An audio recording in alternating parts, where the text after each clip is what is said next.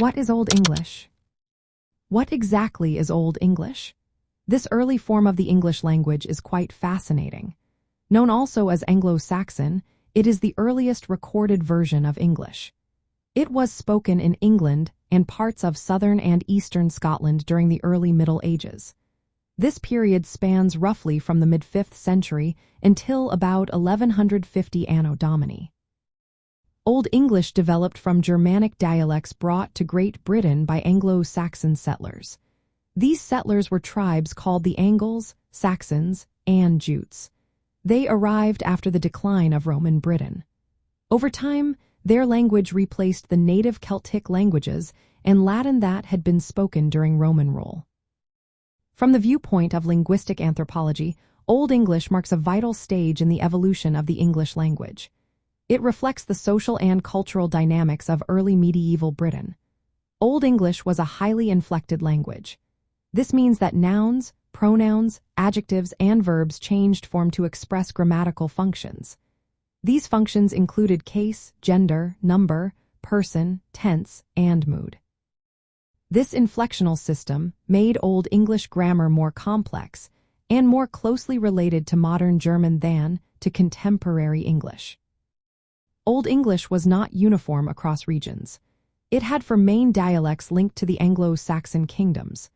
These dialects were Kentish, Mercian, Northumbrian, and West Saxon. West Saxon became the dominant literary dialect in the later Old English period. Meanwhile, Mercian and Northumbrian dialects influenced the development of Middle English and Scots, respectively.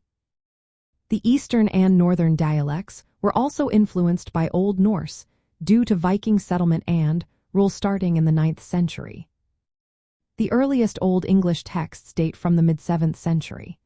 These texts include religious writings, poetry, and legal documents.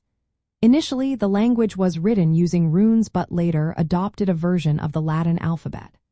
Old English literature and linguistic features provide important evidence about the culture, social structure, and worldview of the Anglo-Saxon people. The Norman Conquest of 1066 marked a turning point. After this event, Anglo-Norman French became the language of the ruling classes in England. This shift led to significant changes in English vocabulary and grammar.